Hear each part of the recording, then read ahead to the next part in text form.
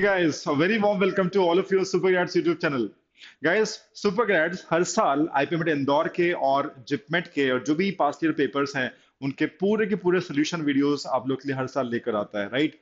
तो यहाँ पे भी हम लोग एक सीरीज कंडक्ट कर रहे हैं, सीरीज लेकर आए हैं जहाँ पे आईपीएमएट इंदौर 2023 के सारे question section by section, right, question by question हम लोग सॉल्व करवा रहे हैं इस सीरीज में। इस सीरीज के इस वीडियो में हम लोग बात करेंगे आईपीएमएट इंदौर, इनफैक्ट बात क्या करेंगे, क्वेश्चन सॉल्व करेंगे एमसीक्यू सेक्शन जो आईपीएमएट इंदौर में आया था लास्ट ईयर 2023 में। उसके पहले 15 क्वेश्चंस हम सॉल्व करेंगे। टोटल होते 30 क्वेश्चंस, बट हमने दो पार्ट्स में एमसीक्यू सेक्शन को स्प्लिट किया हुआ है ताकि लेंथ बहुत ज्यादा ना हो। सो 15 क्वेश्चंस हम लोग पहले सॉल्व करेंगे और अगले 15 क्वेश्चंस नेक्स्ट वीडियो में। ठीक है? सो इन 15 क्वेश्चन में आप देख सकते हैं कि यार ये क्वेश्चन कौन सा करने लायक था, कौन सा छोड़ने लायक था, कौन सा डिफिकल्ट था, वेरी डिफिकल्ट था। जो कि हम लोग स्ट्रेटजी की बात करते हैं तो आपको खुद ही समझ में आएगा कि ये क्वेश्चन मैं बना सकता था कि नहीं। एक चीज मैं आपको बता दूं गाइस, एमसीक्यू जो सेक्शन रहा है कुछ 2-3 साल से मैं बात कर रहा हूँ, राइट? तो इसका जो कट ऑफ है, right, as I said it is 30 questions होते हैं। एक क्वेश्चन 4 नंबर का होता है तो 120 मार्क्स का सेक्शन होता है। तो ऑलमोस्ट अराउंड जनरल कैटेगरी की बात करें तो अराउंड 40 मार्क्स कट ऑफ गया है 2-3 सालों में, अगर हम देखें तो। लास्ट ईयर इस पेपर की बात करें, इंदौर 23 एमसीक्यू सेक्शन की, तो जनरल के लिए जो कट ऑफ था, मैं बोर्ड पे लिख देता हूँ शायद आपके काम भी आ जाए, एक एम भी आपको मिल जाए कि यार ये इसके अराउंड चीजें सर बता रहे हैं। तो जनरल कैटेगरी जो कट ऑफ था इस सेक्शन में 30 क्वेश्चंस, एक क्वेश्चन 4 नंबर, 120 मार्क्स है। में से कितने मार्क्स कट ऑफ थे मैं उसकी बात कर रहा हूँ जनरल के लिए। For general it was 39 marks out of 120। ठीक है? इतना स्कोर तो लगभग 11 क्वेश्चंस, 30 में से 11 क्वेश्चन अगर सही है तो 44 का आपने अटेम्प्ट कर दिया।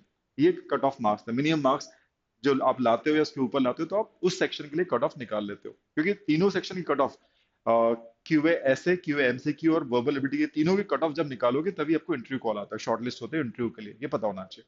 तो ये हो गया आपका, राइट, जनरल के लिए। एंड देन ईडब्ल्यूएस की बात करें, EWS was 26 marks. NC non creamy OBC की बात करें सो इट वाज 23 मार्क्स। ठीक है? एससी कैटेगरी की बात करें it was 15 marks. And then ST and पीडब्ल्यूडी, right, it was just 5 marks, right?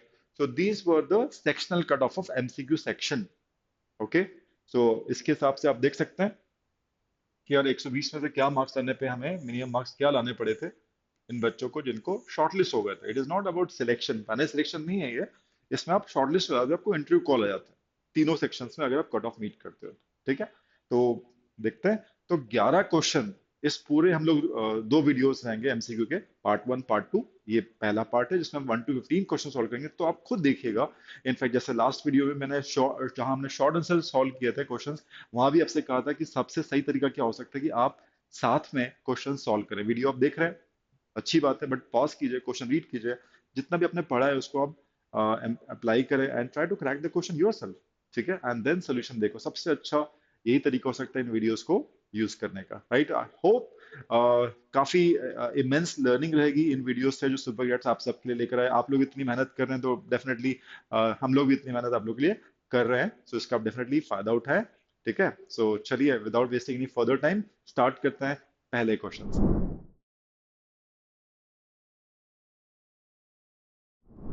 Guys, तो आप लोग तैयार हैं पहले क्वेश्चन को क्रैक करने के लिए? मेरे साथ साथ आप लोग भी सॉल्व करें। अगर आप इसको बाद में वॉच कर रहे हैं जैसे कि मैंने कहा, तो इसको पॉज कीजिए, इस क्वेश्चन को आप सॉल्व कीजिए एंड देन बाद में सॉल्यूशन देखिएगा। ठीक है? So let's see.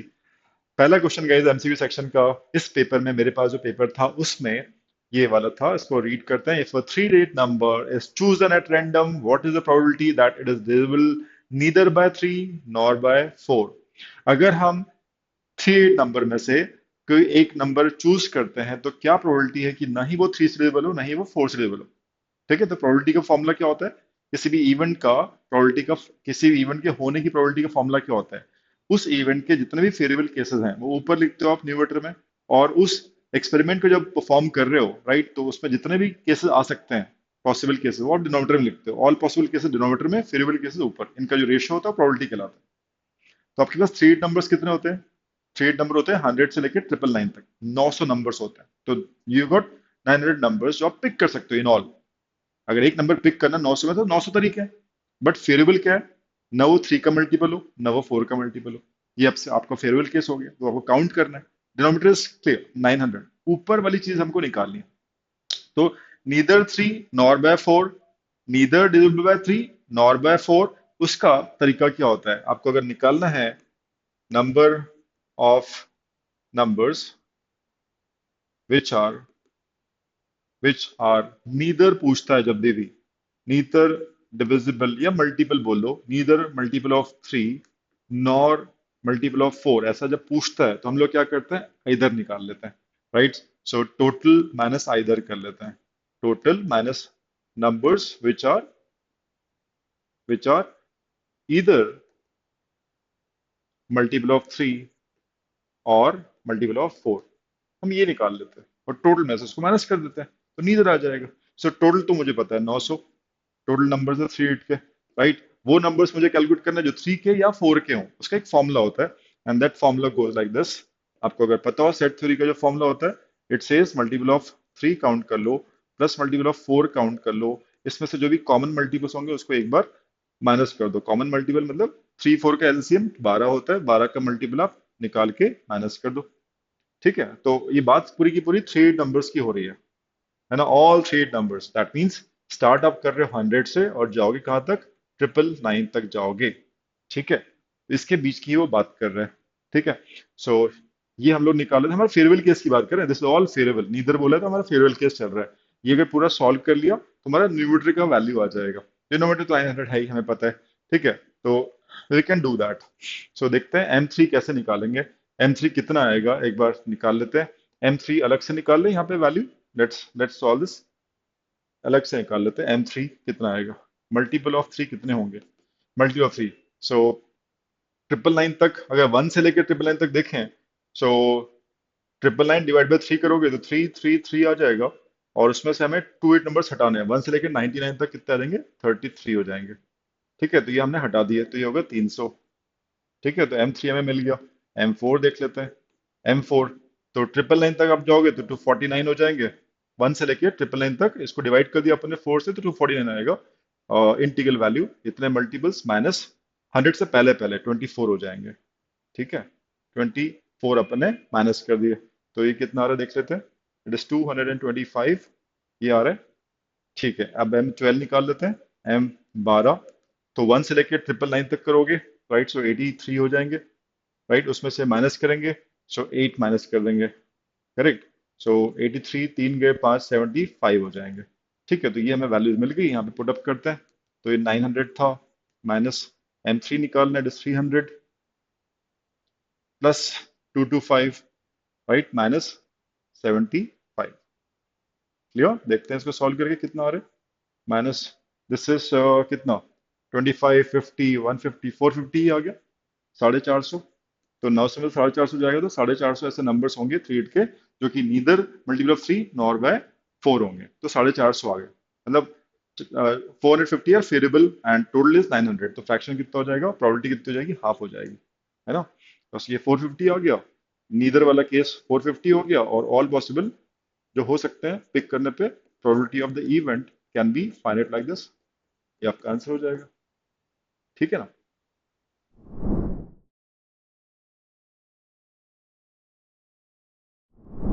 चलिए क्वेश्चन नंबर 2 देखते हैं क्या कहता है। So, guys, question number 2 says a goldsmith bought a large solid golden ball at INR 1 lakh, 10 lakh, 10 lakh, 10 lakh, and melted it to make a certain number of solid spherical beads such that the radius of each bead was one-fifth of the radius of the original ball. Assume that the cost of making golden beads is negligible. Making cost को zero बोल रहा है. If the goldsmith sold all the beads at 20% discount on the listed price and made a total profit of 20%, then the listed price of each golden bead in INR was. हर एक golden beat की list price क्या रही होगी, that is the question. सो एक बहुत अच्छा example है। Question जो देखोगे तो मल्टीपल कॉन्सेप्ट्स यहाँ पे यूज हो रहे हैं, जिसके लिए इंदौर जाना जाता है, आईपीएमएट इंदौर जाना जाता है। यहाँ पे अब एक स्पेकल बॉल है ना, उससे आप छोटी छोटी बीड्स बना रहे हो। बीड्स, हर बीट का जो रेडियस, आइडेंटिकल बीड्स बना रहे हो, हर बीट का जो रेडियस है वो 1/5 है as compare to the large original ball. तो कहीं ना कहीं मेंसुरेशन भी लग गया इसमें, जब हम किसी आइटम को मेल्ट करते हैं और छोटी छोटी चीजें स्फेरिकल बॉल्स वगैरह बनाते हैं, मेंसुरेशन भी लग गया, और साथ में प्रॉफिट लॉस डिस्काउंट भी लग गया। तो इसी को कहते हैं question which involves multiple concepts. Beautiful question, solve करते हैं। सो सबसे पहले तो हमें नंबर ऑफ बीट्स जो बनेंगी एक बड़ी बॉल से वो निकालना पड़ेगा। उसके लिए हमें एक कॉन्सेप्ट पता है, volume of one big ball, ठीक है, divided by volume of one Beed, right, would give me the number of beats that I can make। यही हमें n निकालना है सबसे पहले। एंड दोनों स्फेरिकल है तो हम फॉर्मूला लगाएंगे 4/3 pi r cube, r capital r हमने बड़े वाले स्फेरिकल बॉल का रेडियस मान लिया, and divided by 4/3 pi r by 5 करना पड़ेगा आपको, होल क्यूब ए करना पड़ेगा, तो ये आपको n दे देगा। ठीक है, इसको हम जब सॉल्व करते हैं तो आप देख सकते हो ये चीज कैंसिल हो रही है। Lot of things getting cancel, ये cancel, pi cancel, this cancel, r cube cancel, 5 cube जो है it will go at the top. So N की जो वैल्यू आ रही है that is n is coming out to be 125, है ना, ये आपका एन आ जाएगा। दैट मीन्स एक बड़ी स्फीकल बॉल से आप 125 छोटी छोटी बीट्स बना सकते हो, करेक्ट। तो अगर 125 बीट्स बन रही है और ये जो 10 लैक्स है कीमत है बड़ी बॉल की है, उससे आपने 125 छोटी छोटी बीट्स बना ली, तो एक बीट का आप कॉस्ट प्राइस निकाल सकते हो। बड़ी का कॉस्ट प्राइस पता है 10 लैक्स, 10 लैक्स को आप 125 से डिवाइड कर दो, so that would give you cost of cost price of one bead या ईच बीट भी बोल सकते हो, सब would be equal to 10 lakhs, right, divided by 125।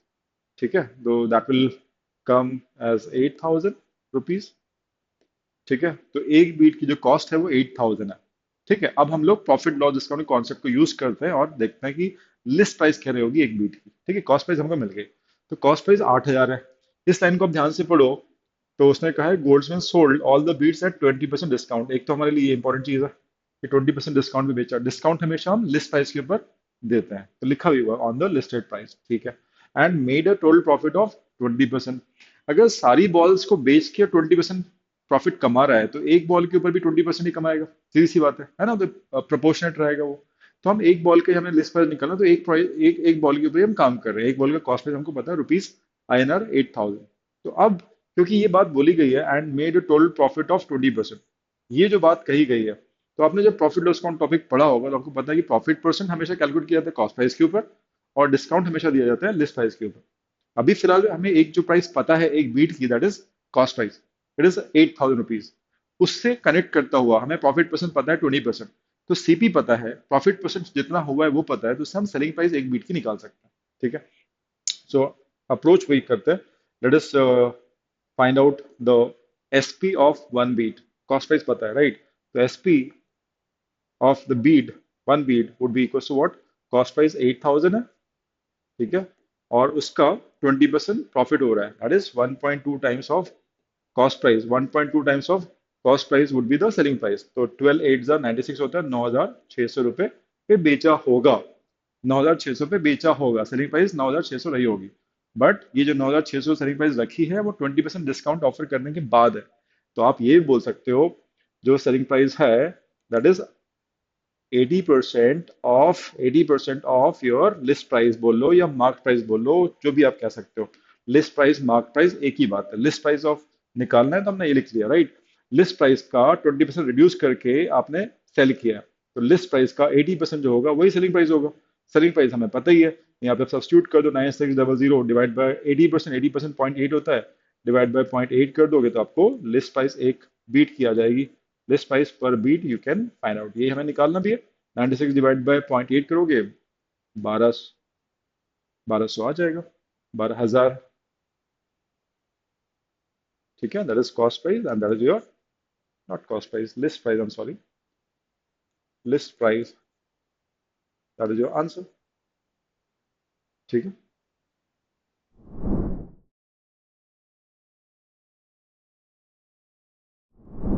जैसा कि आपको पता है guys, log is one of the important topics that you should do for Indore exam. और हमेशा हर साल कम से कम 2 क्वेश्चन लॉग के आते ही हैं, कम से कम 2 question, right. So it is a very important topic that you all should do. और लॉग का कोई भी क्वेश्चन ऐसा नहीं होता जो बहुत डिफिकल्ट लगे, है ना, मोस्टली बन जाते हैं अगर आपको प्रॉपर्टीज पता है लॉग की। तो ये भी उसमें से एक क्वेश्चन था, देखते हैं क्या बोल रहे हैं। Let ABC be real numbers greater than 1 and n be a positive real number not equal to 1 if log of base 2 base n equals to 1, log b base 2 base n equals to 2, log c base 2 base n equals to 3, then which of the following is true? इनमें से कौन सा relation ए b सी और N के बीच में true होगा? तो ये आपको इक्वेशंस दी है, 1, 2 और 3 लॉग के इक्वेशंस दी हुई हैं। तो बेटर है कि हम लोग ए को एन की टर्म्स में, बी को एन की टर्म्स में और सी को एन की टर्म्स में कन्वर्ट कर लें using the properties of log. ठीक है, तो यहाँ पे एक को मैं कन्वर्ट करके बता रहा हूँ आपको, लॉग ऑफ ए बेस 2, और यहाँ पे n लिखा हुआ है और यहाँ पे इक्वल्स टू 1 दिया हुआ है। ठीक है, तो सबसे पहले आप इसको एक्सपोनेंशियल फॉर्म में कन्वर्ट करेंगे, तो इस पोर्शन को, इस पार्ट को आप लिख सकते हैं, आगे लिख सकते हैं log of A base 2 is equals to, यहाँ पे बेस n था, n रेस टू 1 हो जाएगा, मतलब n ही हो जाएगा, राइट। फिर से इसको एक्सपोनेंशियल फॉर्म में कन्वर्ट करोगे तो ये हो जाएगा a equals to 2 raise to n। Correct, तो जैसे a 2 रेस टू n आ गया, उसी टाइप से आप निकाल सकते हैं b 2 raise to n square हो जाएगा। ठीक है, एंड c जो हो जाएगा 2 रेस टू n क्यूब। इसी तरह से आप कन्वर्ट करोगे तो you will get this.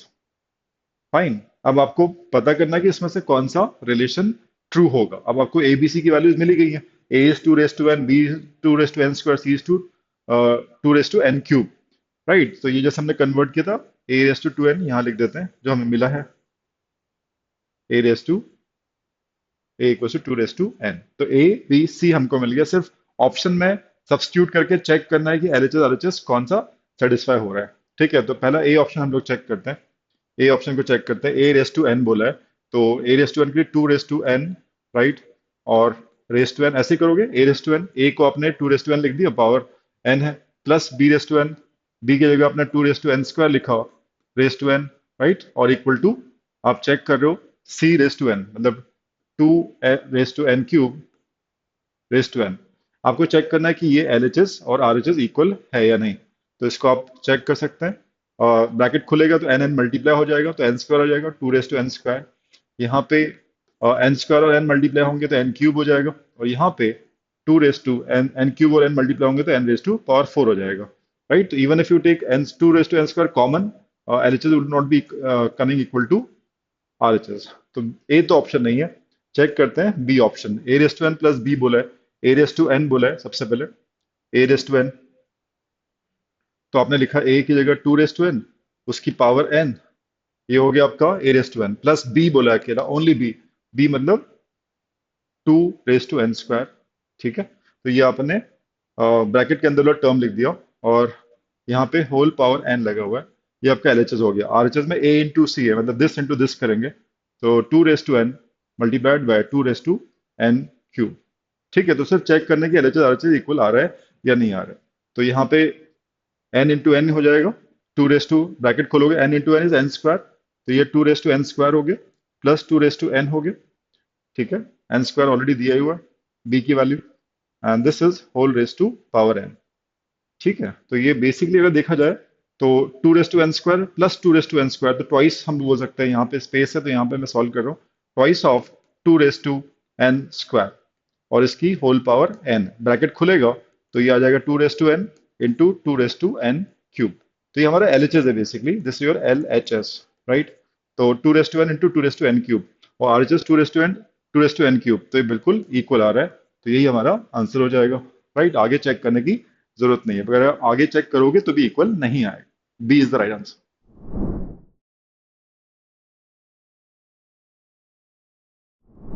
Okay guys, तो क्वेश्चन नंबर 4 एमसीक्यू सेक्शन का देखते हैं कैसे सॉल्व करना है। It was again one of the easy questions in this section. ठीक है, so if the harmonic mean of the roots of the equation 5 plus root 2 x square minus bx plus 8 plus 2 root 5 equals to 0, ये quadratic equation दी हुई है। ठीक है, इसके जो roots होंगे, इस इक्वेशन के जो भी रूट्स होंगे, उनका हार्मोनिक मीन दिया हुआ है 4। अब आपको हार्मोनिक मीन पता होना चाहिए, इसका फॉर्मूला पता होना चाहिए, और रूट्स, ये क्वाड्रेटिक इक्वेशन है x square, it's quadratic equation, इसके रूट्स होंगे, उन रूट्स का, उन दो रूट्स का हार्मोनिक मीन 4 दिया हुआ है। This is the first line. पूछा क्या है, then the value of B is, इस इक्वेशन में जो बी है इसकी वैल्यू आपको निकालनी है। अब मैंने आपसे कहा कि इजी क्वेश्चन है, किन के लिए, जिनको पता है कि हार्मोनिक मीन का फॉर्मूला क्या होता है, और वन हु नोज कि प्रोडक्ट ऑफ रूट और सम ऑफ रूट्स किसी क्वाड्रेटिक इक्वेशन में कैसे पहचाने जाते हैं। ठीक है, सो ये दो चीजें अगर पता है तो आपके लिए बहुत ही आसान क्वेश्चन है ये। I explain you how to do this. सबसे पहली बात जो आपको पता होनी चाहिए, harmonic mean of two numbers, right? Of two numbers, any two numbers, let's say any two numbers, one should know this, ठीक है? दो नंबर्स क्या मान लें, ए बी मान लें, तो ये हो जाता है 2a into B divide by A plus B. अगर दो नंबर्स हैं ए बी, तो ये हार्मोनिक मीन का फॉर्मूला होता है, H M is harmonic mean. ठीक है, पहली चीज आपको ये पता होनी चाहिए इस क्वेश्चन को क्रैक करने के लिए, है ना? कोई भी दो नंबर दिए हुए हैं, उनका हार्मोनिक मीन इस फॉर्मूले से आप निकाल सकते हैं। क्लियर? दूसरी बात, अगर इक्वेशन कुछ ऐसी है, right, A X square, right, plus B X plus C is equal to zero, right, तो यहाँ पे हम कहते हैं कि भाई सम ऑफ रूट जो है, right, sum of roots, sum of roots is equal to minus B by होता है। ठीक है, और पी ओ आर जो होता है दैट इज सी बाय होता है। ठीक है, तो this is product of root and sum of roots. Clear? तो ऐसी ही इस चीज को अगर अपन देखें, ये फॉर्मूला हम बचपन से जान रहे हैं, राइट, ये अल्फा और बीटा, अल्फा बीटा का सम, अल्फा बीटा का रूट्स हैं, तो सम ऑफ रूट्स ये आता है, ये बचपन से पढ़ते आ भी रहे हैं, करेक्ट?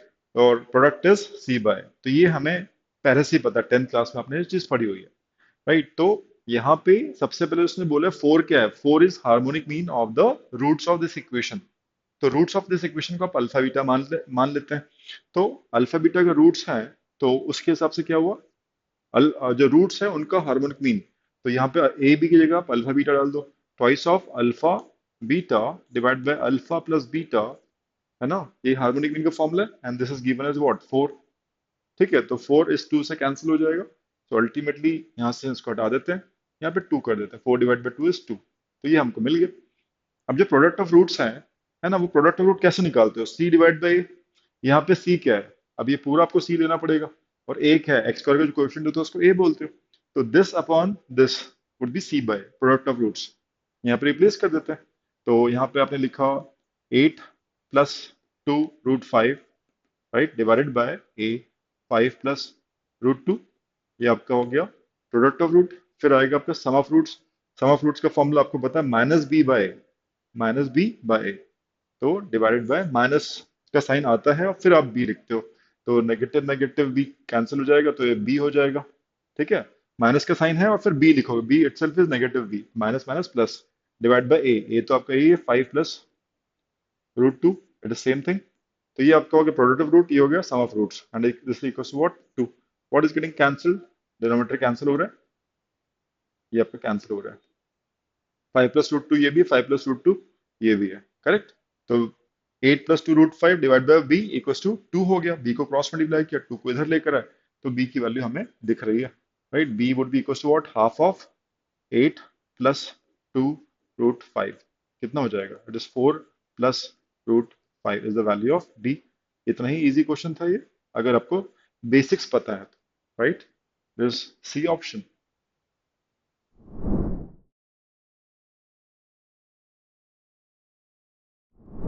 चलिए guys, हम लोग आ चुके हैं क्वेश्चन नंबर 5 के ऊपर, और चेस बोर्ड के ऊपर एक और क्वेश्चन एमसीक्यू सेक्शन में है, राइट? देखते हैं इसको कैसे क्रैक करेंगे। Consider an 8x8 chess board, diagram बनाया भी है आप लोग के लिए, चेस बोर्ड के लिए I have made the diagram, so देख सकते हैं। The number of ways 8 rooks can be placed on the board such that no two rooks are in the same row and no two are in the same column as. Rooks basically Hindi में आप हाथी बोलते हो, right? अगर chess आपने कभी खेला है तो हाथी की जो चाल होती है, राइट, हाथी की बात कर रहा है।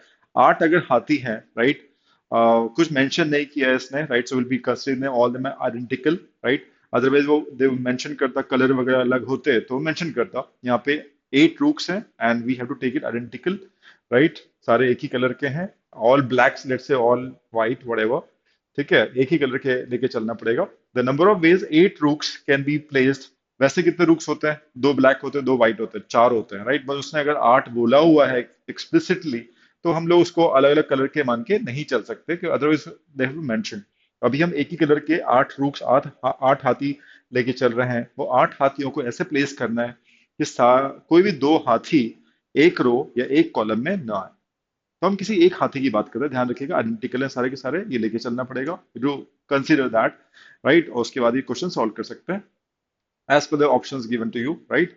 सो यहाँ पे सबसे पहले हम बात करेंगे, पहला हाथी जो है, फर्स्ट रूक जो है, राइट, 8 रूक है, उनको प्लेस करना है। पहला जो रूक है वो कितने वेज में आप प्लेस कर सकते हो, पूरे आजाद है, वो कहीं भी जा सकता है, 8 क्रॉस 8, है ना, 8 क्रॉस 8, राइट। सो 8 क्रॉस 8 वेज होंगे फर्स्ट रूक को रखने के, टू प्लेस, इतने वेज होंगे टू प्लेस वन फर्स्ट रूक, you can say place first रूक, राइट। फर्स्ट रूक को आपने इतने वेज में रख दिया, या 8 स्क्वायर भी आप बोल सकते हो, 8 स्क्वायर वेज हो जाएंगे, कहीं पे भी रख सकते हो उसको, राइट। अज्यूम करते हैं, लेट से हमने उसको यहाँ रख दिया, राइट, इसको 1 लिख देते हैं, लेट से 1 लिख दिया, ठीक है। तो उसकी जो रो होगी, उसकी जो कॉलम होगी, राइट, वहां पे हम किसी और को नहीं रख सकते, करेक्ट। तो ये पूरी की पूरी यहाँ पे मैं क्रॉस लगाता हूँ, you can not put it there, या फिर यहाँ पे भी लगा देते हैं, यहाँ पे आप नहीं रख सकते उसको, ठीक है। तो ये पूरा का पूरा रो और ये पूरा का पूरा कॉलम गया, ठीक है। तो अभी आपके पास क्या बचता है, आपके पास यहाँ से लेके यहाँ तक 7 बाय 7 ये ऑप्शन बचते हैं। जो सेकंड रुक होगा उसको आप 7 क्रॉस 7, दैट इज 49 वेज में कहीं भी प्लेस कर सकते हो, एनीवे। तो अगला जो होगा 7 क्रॉस 7 होगा, इतने वेज होंगे सेकंड रुक को रखने के, right, to place second rook, they remember they all are identical, right. तो 7 स्क्वायर वेज हो जाएंगे, करेक्ट। ऐसे ही अब ये भी क्रॉस हो जाएगा, लेट्स से यहाँ पे रख देते हैं, रखने के तो बहुत सारे वेज हैं, 49 वेज थे, कहीं भी रख सकते हैं, बट समझने के लिए हम लोग यहाँ रख देते हैं, लेट्स से सेकंड रूप को यहाँ रख दिया, तो ये वाली रो भी चली गई, राइट। अब हमारे पास 6 बाय 6, 6 क्रॉस 6, ये जो स्क्वायर है इसमें 36 आपके पास पोजिशन होंगी, यहाँ पे थर्ड वाले को पुट कर सकते हो, right, and so on, last में ऐसे आप जाओगे, थर्ड वाले को आप 6 क्रॉस 6, दैट इज 36 वेज में आप रख सकते हो, ठीक है। थर्ड रूक को आप ऐसे रख सकते हो, और लास्ट में जो एट्थ रूक होगा उसको 1 स्क्वायर वे में पुट कर पाओगे, ठीक है। 1 cross 1, that is 1 way, last में एक ही बच जाएगा, 1 way to put the eighth eighth rook, ठीक है। सो टोटल वेज अगर आप देखोगे तो कितने आ गए, it is 8 square multiplied by 7 square, 6 square, and so on till 1 square. तो इसको आप कर सकते हो, ऐसे लिख सकते हो 8 7 6 टिल 1 द होल स्क्वायर, ऐसा भी कर सकते हो, ठीक है। अगर आप ध्यान से देखो तो 1 से लेके 8 तक प्रोडक्ट है, that is 8 factorial whole square, सही बात है। तो यहां तक हम आ गए, बट जैसे कि मैंने आपको कहा था इतने वेज हैं, है ना। बट ये कब होता, जब डिस्टिंक्ट होते, सारे के सारे डिस्टिंक्ट होते तो इतने वेज हो जाते हैं, बट सारे के सारे आइडेंटिकल हैं। तो अगर आपने परम्यूटेशन किया हुआ है, टॉपिक पढ़ा हुआ है, आइडेंटिकल जब ऑब्जेक्ट्स होते हैं तो हम क्या करते हैं, उतने नंबर ऑफ फैक्टोरियल से डिवाइड करते हैं, यहाँ पे 8 आइटम्स है आइडेंटिकल, इतने वेज को आपको आइडेंटिकल को डुप्लीकेसी हटाने के लिए 8 फैक्टोरियल से आप डिवाइड भी करोगे, बिकॉज 8 आइटम्स है identical, right. So ultimately answer क्या आ जाएगा, 8 factorial, that would be your answer, ठीक है। So it would be B option. I hope this is clear.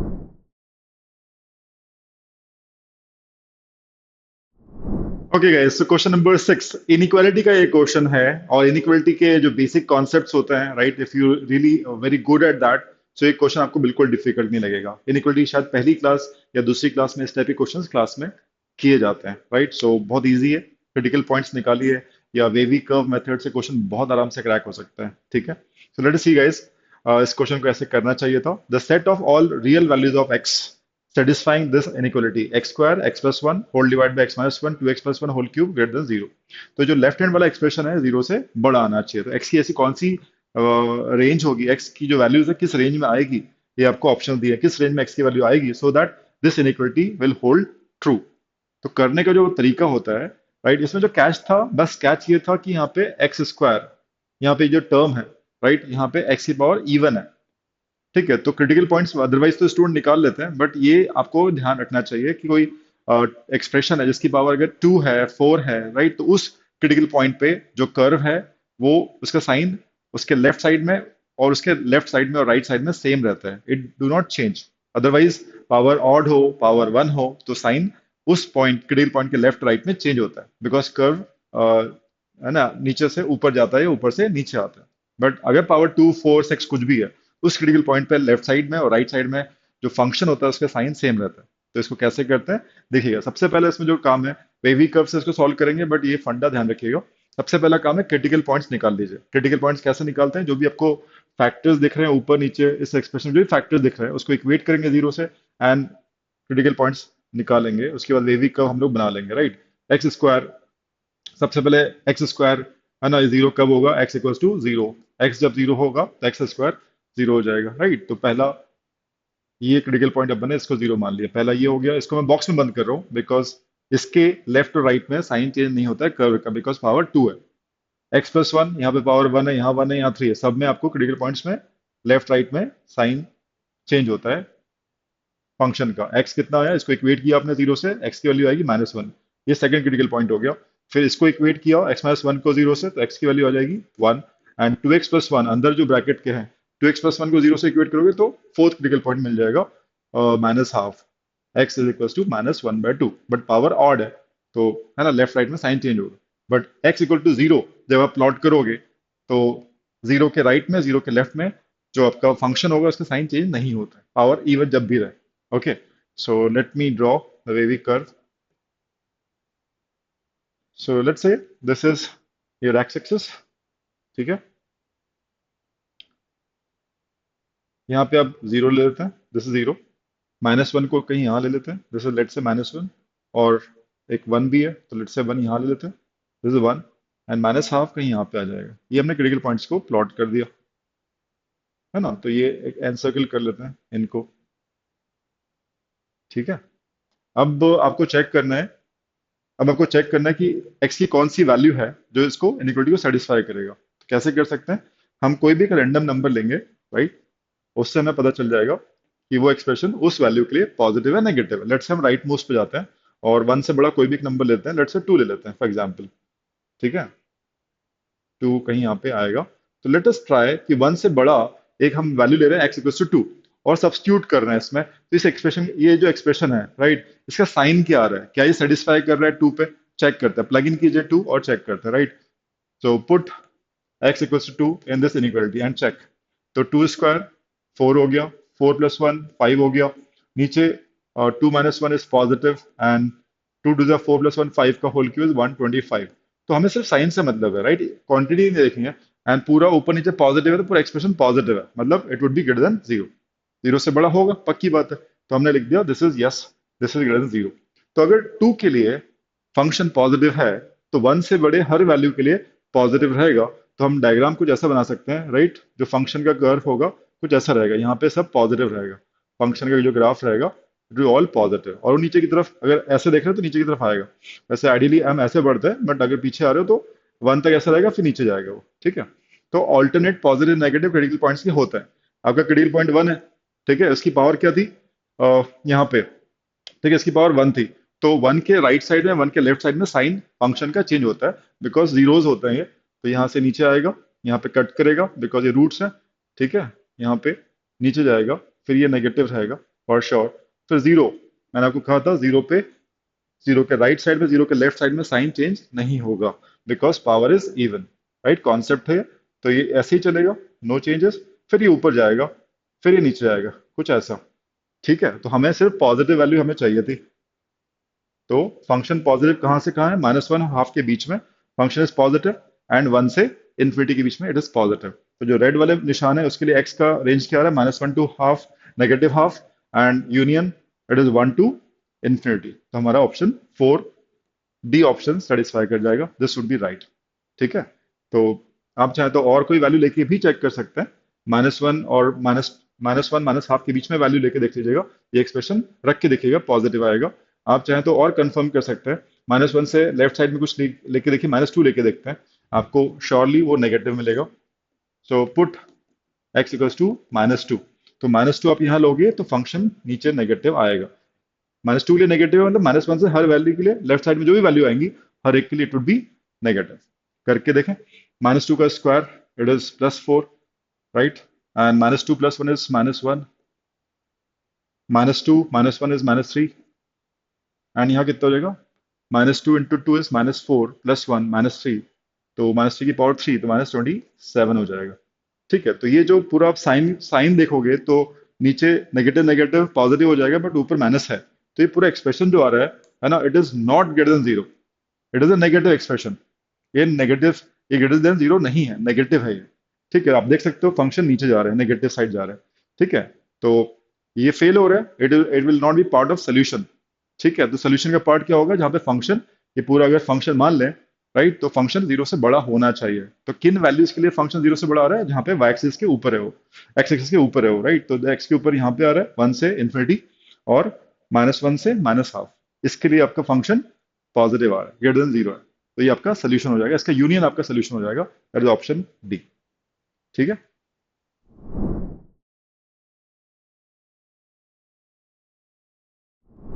Okay, इस क्वेश्चन नंबर 7, मैट्रिसेस का बहुत सिंपल क्वेश्चन, राइट, थोड़ा सा ही आपको बेसिक्स आते हैं डिटरमिनेंट मैट्रिसेस के, तो इस क्वेश्चन को आप बहुत आराम से 10 सेकंड 20 सेकंड में भी क्रैक कर सकते थे। देख लेते हैं एक बार कैसे इसको करना था।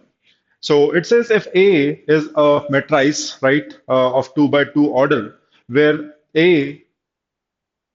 where A is a real number, ये जो छोटा a है वो real number है, and determinant of a cube minus 3a square minus 5 of a equal to 0, इस मैट्रिक्स का, ये भी रिजल्टेंट मैट्रिक्स है, उसका डिटरमिनेंट जीरो दिया हुआ है, then one of the values of a can be, जो छोटा a है इसकी one of the possible value क्या हो सकती है, राइट।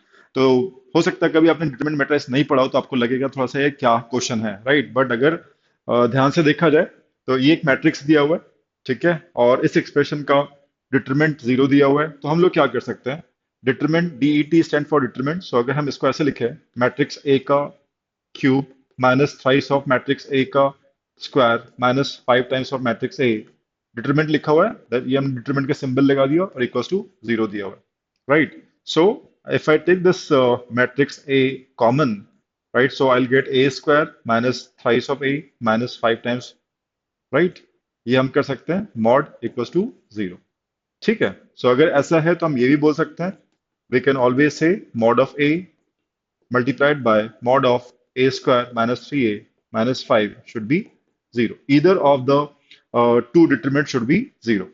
और a हमको ऑलरेडी दिया हुआ है, दिस ऑलरेडी गिवन है ना, तो या तो ये जीरो है या तो ये जीरो है। So when it is matrix a is already given, तो इस a का आप डिटरमिनेंट निकाल लीजिए, उसको इक्वेट कर लीजिए जीरो से, राइट। इसका डिटरमिनेंट कैसे निकालोगे, मॉड ऑफ a निकालना बेहद आसान है, राइट, क्रॉस करेंगे, 1 cross a would be a minus 3 cross 2, right, would be 6, इधर दिस इज जीरो और दिस इज जीरो, तो हम एक वैल्यू उसने पूछी है, then one of the values, right, तो वन ऑफ द वैल्यूज के लिए हम लोग इसको इसको जीरो से इक्वेट कर रहे हैं, तो डिटरमिनेंट ऑफ ए की वैल्यू और ए माइनस सिक्स इक्वेट किया जीरो से, तो ए की वैल्यू कितनी आ रही है 6, and that would B one of the possible value of which is given in the option, तो ये आप मार्क कर सकते हैं बिल्कुल, दैट वुड बी आंसर 6।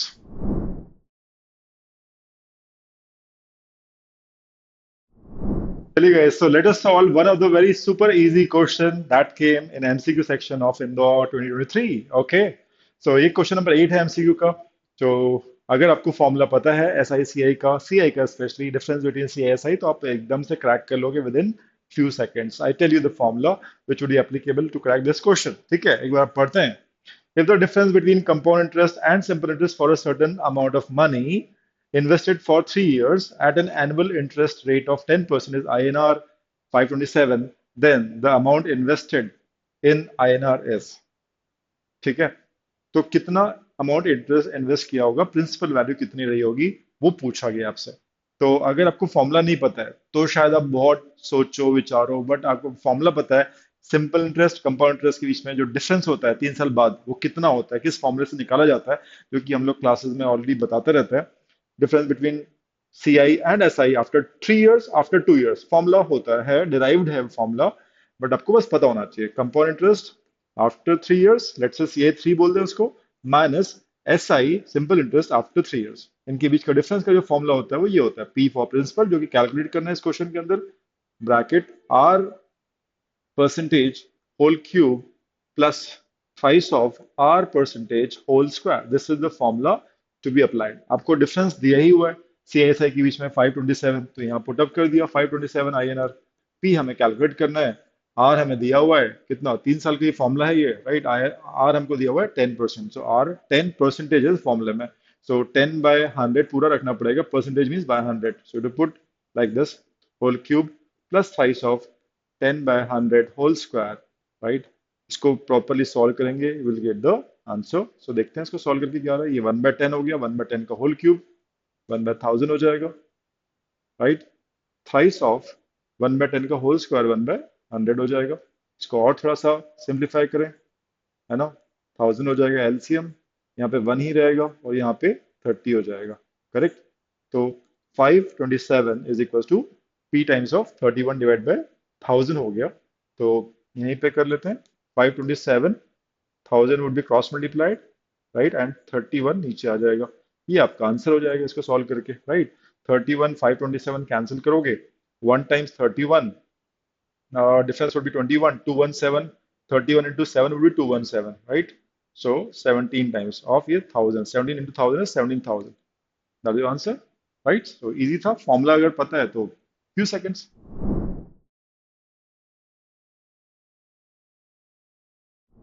चलिए गए, सो हम लोग क्वेश्चन नंबर 9 पे पहुंच गए हैं। देखते हैं इसको कैसे अटेम्प्ट करेंगे, सॉल्व करेंगे। क्या ये डिफिकल्ट क्वेश्चन था? देखते हैं। In a group of 120 students, 80 students are from science stream and the rest are from commerce stream. मतलब 80 साइंस के बच्चे हैं और 40 कॉमर्स स्ट्रीम के बच्चे हैं, ठीक है। It is known that 70 students support Mumbai Indians in the Indian Premier League, all the other students support Chennai Super King. MI versus Chennai CSK fan followers की बात हो रही है। 70 बच्चे जो हैं मुंबई इंडियंस को पसंद करते हैं और ऑल अदर स्टूडेंट्स सीएसके को पसंद करते हैं। मतलब 50 बच्चे, ठीक है।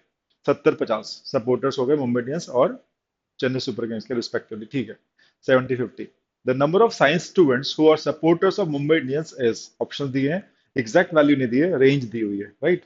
Exactly 20, between 20, 15, 25, 20, 25, 30 and more.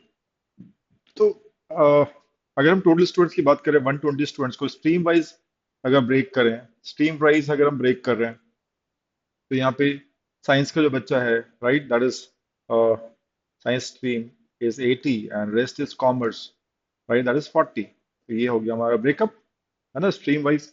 एक बात तो ये होगी। अब लाइकिंग्स की बात करें, फैन फॉलोइंग की बात करें, है ना, यहाँ पे हम एम आई लिख देते हैं, यहाँ पे सी एस के लिख देते हैं। जो क्वेश्चन है उसके हिसाब से यहाँ पे जो फैन फॉलोइंग है 70 बच्चे, राइट। 70 बच्चे एम आई को लाइक करते हैं, बाकी 50 बच्चे सी एस के को लाइक करते हैं। ये भी ठीक है। अब बस 70 एम आई को लाइक कर रहे हैं, इसमें से कुछ साइंस हो सकता है, कुछ कॉमर्स हो सकता है, ठीक है। अब पूछा क्या है, एम आई की तो बात हो रही है, the number of science student, ये एक्सक्लूसिवली उसने बोल दिया साइंस स्टूडेंट, राइट। सारे स्टूडेंट तो 70 हैं जो लाइक करते हैं मुंबई इंडियंस को, बट साइंस स्टूडेंट्स कितने होंगे who are supporters of M I? तो इसके अंदर साइंस स्टूडेंट्स की संख्या किस रेंज में हो सकती है, that is the question. Exactly नहीं पूछा है, रेंज पूछा है, तो आपको भी एप्टीट्यूड लगाना पड़ेगा, ठीक है। सो इसमें से कुछ साइंस के होंगे, 70 में से साइंस लिख देते हैं, और कुछ कॉमर्स के होंगे, राइट। कॉमन सेंस लगाना है आपको, आपके पास देखना है कि इसको ब्रेक कैसे कर सकते हो आप, ठीक है। अब कॉमर्स साइंस की बात करें, उठाने तो यहीं से पड़ेंगे आपको, है ना। कॉमर्स के 40 है और साइंस के 80 है। तो अगर हम कॉमर्स के सारे ले लें, कॉमर्स के सारे बच्चे दे दें यहाँ पे, राइट, 40 बच्चे सारे के सारे मुंबई इंडियंस के फैन है, लेट से लाइक करते हैं, रख के देखें। सो सारे के सारे रख देते हैं, ठीक है, मैक्सिमम हो जाएंगे। 40 will be the maximum value of commerce students liking M I. उससे ज्यादा तो हो नहीं सकता है ही 40, राइट। तो यहाँ 40 आ जाएगा, तो यहाँ कितना आ जाएगा, 30 आ जाएगा। ये मिनिमम होगा ना, है ना। 40 यहाँ है तो यहाँ 30 होना चाहिए, तभी तो समेशन 70 बनेगा, और कोई स्ट्रीम तो है नहीं। 40 मैक्स है, उससे ज्यादा हो नहीं सकता है, सारे के सारे यहाँ पहुंच जाए। तो ये 40 मैक्स है, तो ये मिनिमम हो गया। मिनिमम क्यों कह रहे हैं, ये कम हो सकता है, ये कम होगा तो ये बढ़ेगा। Summation is constant 70। इसको आप कम ही कर सकते हो, कम करोगे तो ये साइंस संख्या बढ़ेगी, साइंस के बच्चे जो एमआई को लाइक करते हैं वो बढ़ेगी। तो क्या बोल सकते हैं, 30 बच्चे साइंस के मिनिमम होंगे जो एमआई के फैन है, ठीक है, लाइक करते हैं। ये 30 मिनिमम है, ऑप्शन देख लेते हैं, ठीक है। 30 कम से कम होने चाहिए साइंस के जो एमआई को लाइक करें, ठीक है। एग्जैक्टली 20 नहीं है, ठीक है। बिटवीन दिस एंड दिस नहीं है, राइट। 30 और मोर, यस, मिनिमम 30 का मतलब यही हुआ, राइट। तो ये आपका आंसर हो गया, कॉमन सेंस।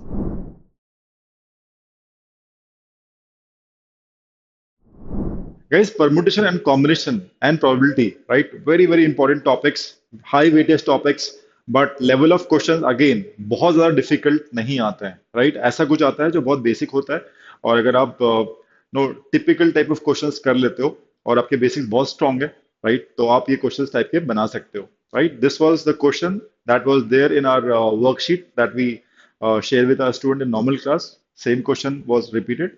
सो देखते हैं, बहुत इजी था, दिखने में आपको भले टफ लगेगा, but very easy question if you know the concept right.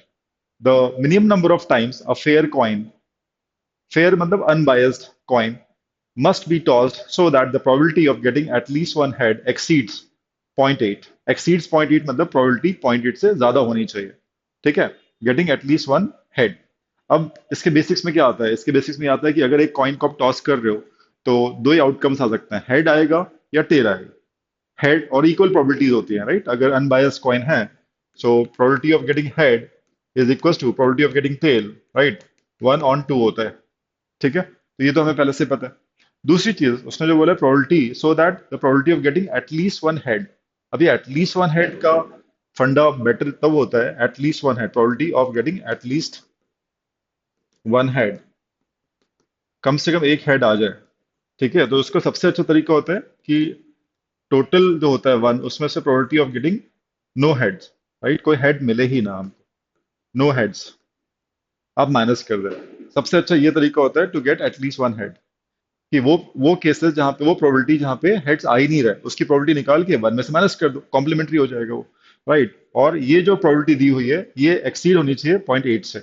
ये पूरी प्रोबेबिलिटी जो भी आएगी, this should exceed, exceed mean greater than 0.8, या 4/5 भी आप बोल सकते हो। 4/5 0.8 ही होता है, राइट? तो ये उसने कहा है, तो हम लोग लेके चलते हैं। नो हेड मतलब कितनी भी बार वो टॉस करे तो हमेशा टेल ही आए, राइट? नो हेड की प्रोबेबिलिटी निकालना है, पहली बार टॉस किया तो टेल आया, दूसरी बार किया तो टेल ही आए, हेड्स आए ही ना। और एन टाइम्स ऐसे टॉस किया है, ठीक है? लिखा हुआ है यहाँ पे, the minimum number of times, हमने मान लिया चलो एन टाइम्स उसने टॉस किया, लेट एन टाइम्स उसने टॉस किया, एन टाइम्स, ठीक है? तो one minus probability of no heads, देखिएगा ध्यान से, राइट? पहली बार टॉस किया तो टेल आ गया, पीटी, है ना? अगली बार किया, पीटी, इंडिपेंडेंट है सब, मल्टीप्लाई हो जाएगा, PT, probability of getting tail, again second time किया तो probability of getting tail, again they all are independent events, सबको मल्टीप्लाई करोगे, कितनी बार ऐसा कर रहे हैं, लेट्स से एन टाइम्स, ठीक है? And this entire probability should be greater than 4/5, easy. तो पीटी अपने लिखा हुआ, probability of getting tail is what, half. तो यहाँ पे one minus 1/2 into 1/2 into 1/2 N times, तो ये हो जाएगा 1/2 रेस टू एन, यही आ जाएगा, ग्रेटर देन 4/5 होना चाहिए। इस इनइक्वलिटी को आपको सॉल्व करना है एंड एन की वैल्यू निकालनी है।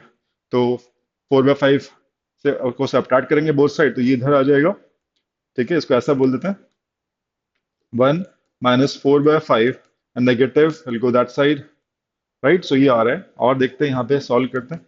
1 - 4/5 1/5, यहाँ पे इक्वल टू क्यों लगाया है, रहेगा ऐसा, ठीक है? सो 1/5 हो जाएगा, 1 - 4/5 1/5 greater than 1/2 raise to n.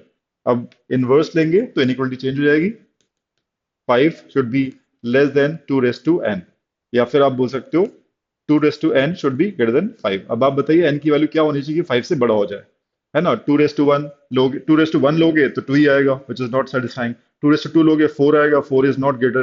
2 raise to 3 लोगे तो ये 8 हो जाएगा, and for 8 it is greater than 5। So N की वैल्यू कितनी होनी चाहिए, N should be 3, which is minimum value. उससे ज्यादा भी चलेगा, बट उसने एन की मिनिमम नंबर ऑफ टाइम्स पूछा है, तो एन की मिनिमम वैल्यू निकालनी है, विच वुड बी 3। तो ऑप्शन आपका सी हो जाएगा। आई hope this is clear.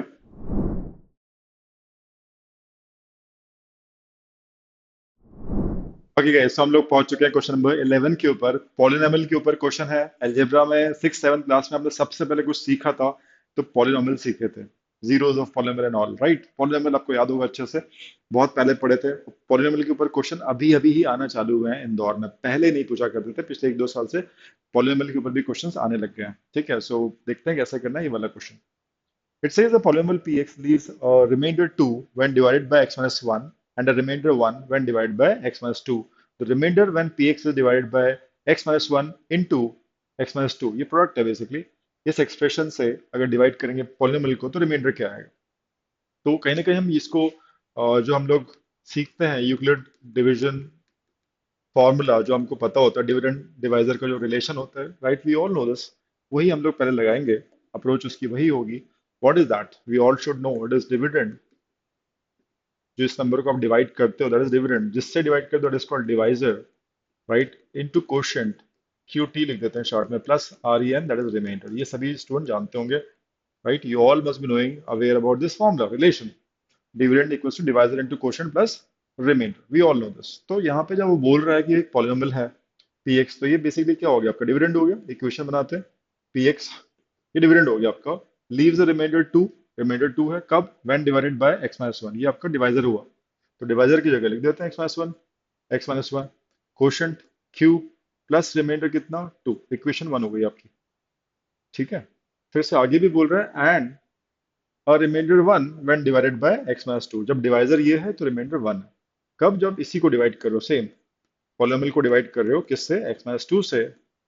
Quotient अब क्यू तो आएगा नहीं, अगला अगला डिवाइजर है तो कुछ और आ जाएगा, लेट्स से के है प्लस वन रिमाइंडर है। ये आपकी इक्वेशन टू हो गई। ठीक है, अब सेम पॉलिनोमियल को, इसी पॉलिनोमियल को अगर डिवाइड करते हो इस एक्सप्रेशन से, ये एक्सप्रेशन कैसा है? क्वाड्रेटिक है। अगर ये डिवाइजर है, पीएक्स को ही डिवाइड करते हो तो रिमाइंडर क्या आएगा? ये आपको ऑप्शन दिया हुआ है। ठीक है, सो हमें कुछ ऐसा करना है इन दोनों इक्वेशन को यूज करके कि पी एक्स रहे हमारा डिविडेंड, डिवाइजर हमारा ये आ जाए x minus one into x minus to, ये आ जाए डिवाइजर की जगह पे, कोशंट कुछ भी हो, बट रिमाइंडर हमें मिल जाए इन टर्म्स ऑफ एक्स और कांस्टेंट जो भी है, क्योंकि ऑप्शन हमारे वैसे ही हैं, एक्स के टर्म्स में है दो और दो कांस्टेंट है। कुछ ऐसा करना पड़ेगा, सोचना पड़ेगा। ठीक है, सो क्योंकि हमको divisor x minus one into x minus to चाहिए, प्रोडक्ट चाहिए इन दोनों का, तो सबसे पहली चीज जो दिमाग में आ रही है वो ये है कि यार अप्रोच जो समझ में आ रही है, यहाँ पे हमको इनका प्रोडक्ट चाहिए। तो एक काम करते हैं, इक्वेशन वन को हम थ्रू आउट मल्टीप्लाई करते हैं एक्स माइनस टू से।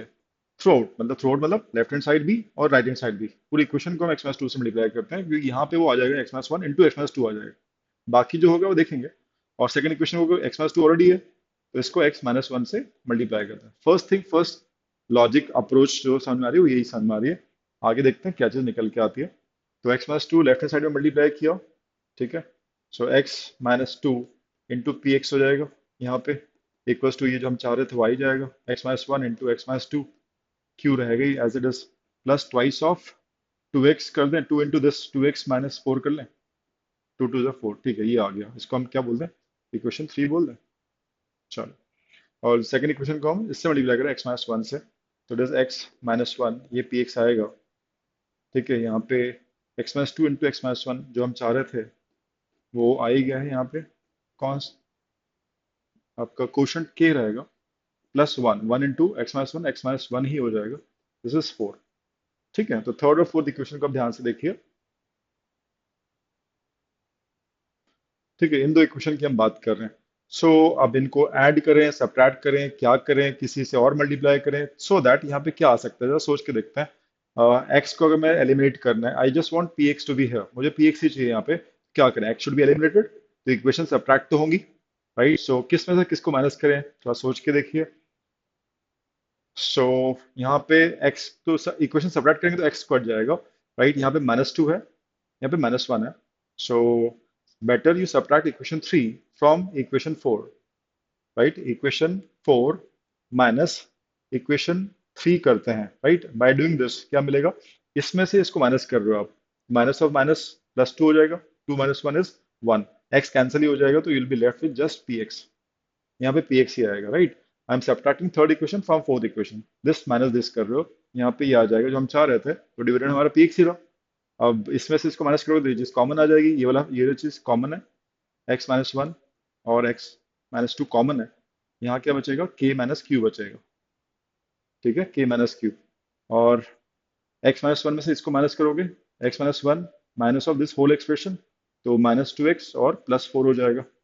ठीक है, सो कुछ कुछ वही फॉर्म आ गया जो अपन चाह रहे थे, मोस्ट एक्सपेक्टेड था हमारा कि ऐसा कुछ आ जाए, और वो आ गया है।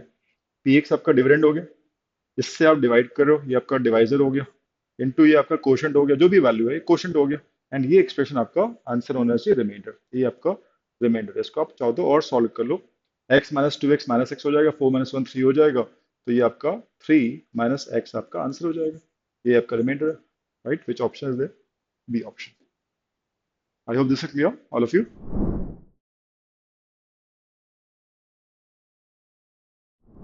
Okay guys, question number 12 MCQ section का, शायद मेरे ख्याल से इस एमसीक्यू सेक्शन में सबसे टफ क्वेश्चन या tricky question, difficult question, time consuming question, जो भी आप कह लो, राइट? वो शायद यही क्वेश्चन था। So let us see how to crack this particular question. थोड़ा हट के क्वेश्चन है, never ask this kind of question before, जहाँ पे ग्रेटेस्ट इंटीजर फंक्शन के ऊपर क्वेश्चन है, उसके जो फ्रैक्शनल पार्ट होता है, इंटीजर पार्ट होता है, उसके ऊपर क्वेश्चन है, राइट? जेई वगैरह में ऐसे बच्चे तैयारी करते हैं, बट ये पहले टाइप का क्वेश्चन, इस टाइप का पहली बारी आईपीएम इंदौर ने पूछा है, राइट? जहाँ पे इंटीजर और फ्रैक्शन दोनों चीज को लेके चला है, ग्रेटेस्ट इंटीजर फंक्शन। सो मैं एक्सप्लेन करता हूँ कैसे इसको सॉल्व करेंगे, आप भी ध्यान दीजिएगा।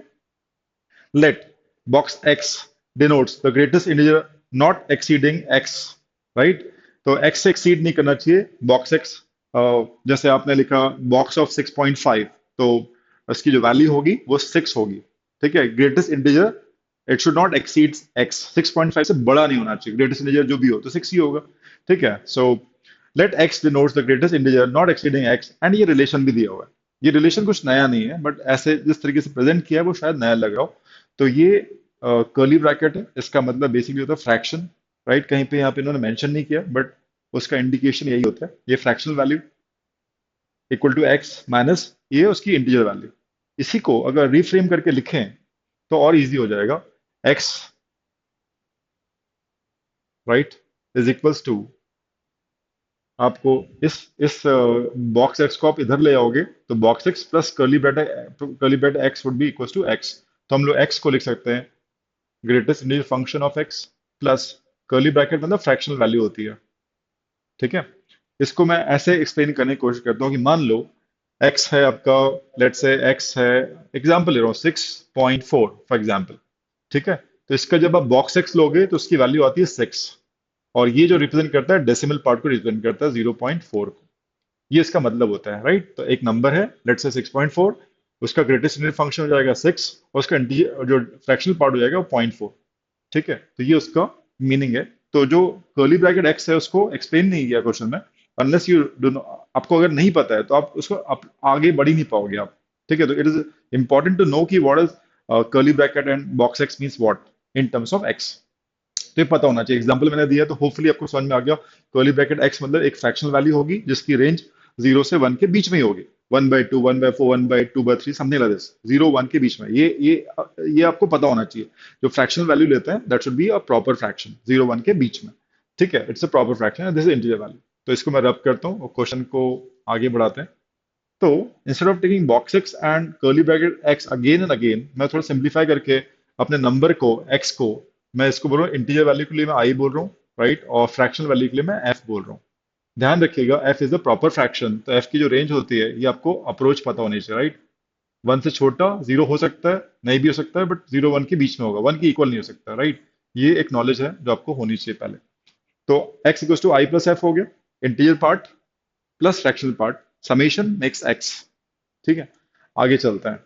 If n is a natural number then the sum of all values of x, x की सारी वैल्यू का summation satisfying the equation 2 box x equal to x plus n curly bracket x, इस equation को satisfy करे, ऐसी x की जितनी भी वैल्यूज पॉसिबल होंगी, x की वैल्यूज उनका समेशन क्या होगा, ये पूछा हुआ।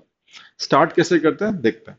बॉक्स एक्स को अपन ने आई माना हुआ है, कर्ली ब्रैकेट एक्स को अपन ने एफ माना हुआ है, और एक्स को अपन ने क्या माना हुआ है, आई प्लस एक्स एफ। करके देखते हैं, बस सेटिस्फाई कर रहे हैं, ये जो हमने माना हुआ है बस रख रहे हैं यहाँ पे। इस इक्वेशन को फिर से लिख लेते हैं, 2 box x is equals to x plus n times of curly bracket x. ठीक है, बस रखना है।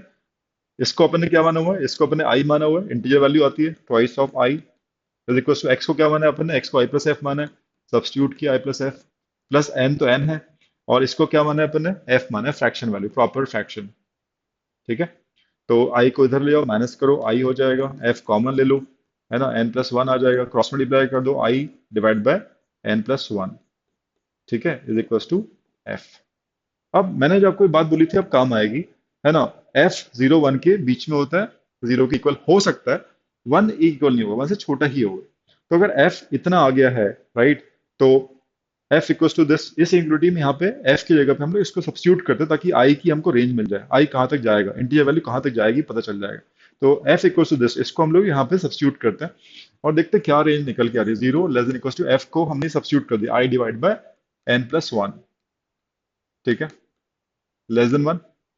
अगर आपको अलजेब्रा का इनइक्वालिटी का फंडा पता है तो आप इसको सॉल्व कर लोगे, आई की आपको रेंज मिल जाएगी। आई मतलब इंटीजर वैल्यू जो होगी, बॉक्स एक्स की जो वैल्यू होगी क्या क्या हो सकती है, कहाँ तक जाएगी, वो आपको पता चल जाएगी, राइट। सो नीचे एन प्लस वन है, और एन क्या है लिखा हुआ है, n is a natural number, तो नीचे वाली value natural number plus one है, तो पॉजिटिव वैल्यू है। तो मुझे पॉजिटिव वैल्यू से यहाँ पे एन प्लस वन से मल्टीप्लाई करना है, मतलब पॉजिटिव नंबर से मल्टीप्लाई करना है। When you multiply sides of inequality by a positive number the inequality sign do not change. ठीक है, तो यहाँ पे 0 into n plus one zero हो जाएगा, यहाँ पे एन प्लस वन कैंसिल हो जाएगा, यहाँ पे एन प्लस वन आ जाएगा। तो एन प्लस वन से मल्टीप्लाई कर रहा हूँ मैं सब जगह, it's a positive value, so inequality sign will remain as it is. ये आई हो जाएगा अकेला, एन प्लस वन कैंसिल हो जाएगा, यहाँ पे one into n plus one, so it is n plus one हो जाएगा। तो इससे बहुत इंपॉर्टेंट चीज हमको पता चलती है, जो आई है, बॉक्स एक्स जो है, इंटीजर वैल्यू जो है एक्स की, वो कहाँ तक जा सकती है। ठीक है, 1 2 3 4, एन प्लस वन से छोटा होना चाहिए, और नेचुरल नंबर है तो एन तक जा सकता है। राइट, सो आई की वैल्यू हमको पता चल गई 1 2 3 टिल एन। ये बड़ी इंपॉर्टेंट सी बात थी, है ना, एन प्लस वन नहीं हो सकता, एन तक जाएगा। This is the very most important thing, right. अब उसने पूछा है एक्स की वैल्यूज, पूछी कितनी हो सकती है, राइट। उसने पूछा है वैल्यूज ऑफ एक्स, जितनी भी एक्स की वैल्यू पॉसिबल है उन सबका समेशन बताओ कितना होगा। तो अब हम आगे चलते हैं। ठीक है, ये x है हमारा, i प्लस एफ लिख देते हैं, वापस उतारते हैं इसको, i plus F. Correct, i को अपन ने i रहने दिया, राइट, और f को जो आपने निकाला था यहाँ पे सब्स्टिट्यूट कर देते हैं, f की जगह पे i divide by n plus one. यहाँ तक सही है ना। We can take i common, तो कितना आ जाएगा, one plus one upon n plus one. ये भी ठीक है, एलसीएम लेके सॉल्व करोगे तो i ऊपर n प्लस वन चले जाएगा, n plus one is n plus two divide by n plus one. ठीक है, ये x की वैल्यू आ रही है। अब उसमें समेशन, x यही तो नहीं रहेगा, x will be depending on what, i।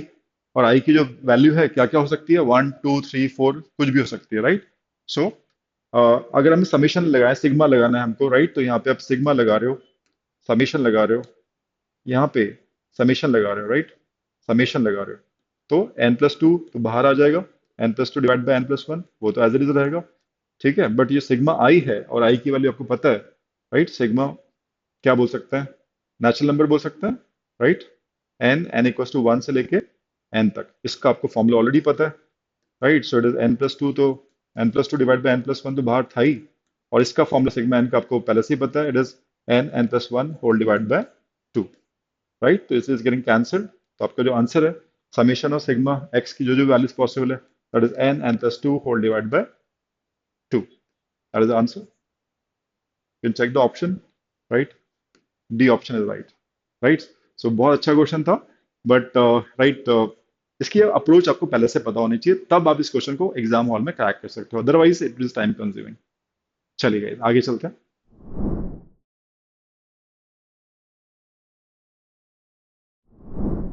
चलिए इस क्वेश्चन नंबर 13 देखते हैं, इस क्वेश्चन को हम कैसे क्रैक करेंगे। हालांकि बहुत छोटा सा क्वेश्चन लग रहा है। If the ratio a plus b plus c is equal to the ratio c plus d plus a, which of the following statement is always true? चार ऑप्शन हमको दिए हुए हैं, राइट। तो सिंप्लीफाई करके देखते हैं क्या चीज निकल के आती है। जो गिवन है मैं लिख देता हूँ, a plus b whole divide by b plus c, right, is equal to c plus d whole divide by d plus a। ये हमें दिया हुआ है, राइट। सो सिंप्लीफाई करके देखते हैं, क्रॉस मल्टीप्लाई करते हैं। सो यहाँ पे क्रॉस मल्टीप्लाई किया तो a plus b cross multiply d plus a, right, is equal to c plus d. इसको क्रॉस मल्टीप्लाई करेंगे, एक्सप्रेशन को बी प्लस सी को क्रॉस मल्टीप्लाई किया, and let's next is to be open the brackets. So एक term आ गई A D, फिर आ गया आपका ए स्क्वायर, फिर आ गया बी डी, फिर आ गया ए बी, राइट, फिर आ गया b c, this into this, फिर आ गया सी स्क्वायर, फिर आ गया बी डी, फिर आ गया सी डी, राइट। तो these are the values that we getting. So यहाँ ए स्क्वायर की टर्म, यहाँ सी स्क्वायर की टर्म, सारी टर्म्स को इधर लेकर आते हैं। उससे पहले देख सकते हो कुछ कैंसिल हो रहा है क्या, समथिंग गेटिंग कैंसिल्ड क्या, कुछ टर्म सेम टू सेम है, बी डी कैंसिल क्योंकि सेम है, और कहीं दिख रहा है ए डी वहां पे है, कहीं पे नहीं है, ए बी नहीं है, ठीक है। सारी सारी सारी टर्म्स को इधर लेकर आते हैं, तो ए स्क्वायर माइनस सी स्क्वायर, है ना, ए स्क्वायर सी स्क्वायर इधर आ जाएगा, फिर यहाँ पे ए डी है, ए बी है, और what you can say A D and, ठीक है, सो प्लस ए डी और माइनस ये वाला टर्म सी डी कर दें, plus a b minus b c कर दें, है ना, इक्वल टू जीरो हो गया। ठीक है, ए स्क्वायर माइनस सी स्क्वायर, आपका एक आइडेंटिटी आपको याद है, इसको कैसे लिख सकते हैं, ए प्लस सी और ए माइनस सी। यहाँ पे भी हम we can take b common, तो ए माइनस सी, यहाँ पे भी हम b common, a minus c equal to zero. We got three terms, right, तीनों में हम लोग ए माइनस सी को कॉमन ले सकते हैं। ये और ये कॉमन ले लिया, तो यहाँ पे बचा ए प्लस सी, लिख दिया ए प्लस सी, यहाँ पे बचा सिर्फ डी और यहाँ पे बचा सिर्फ डी, राइट। तो हमें अच्छे से पता है, जब दो नंबर्स का प्रोडक्ट, दो एक्सप्रेशंस का प्रोडक्ट जीरो है, one of them has to be zero, इधर दिस इज जीरो और दिस इज जीरो। तो है ना, हम क्या बोलेंगे, a minus c is equal to zero, और will say the sum of a b c d will be equal to zero. तो कंडीशन कौन सी मैच कर रही है, डी, तो दैट इज ऑलवेज ट्रू।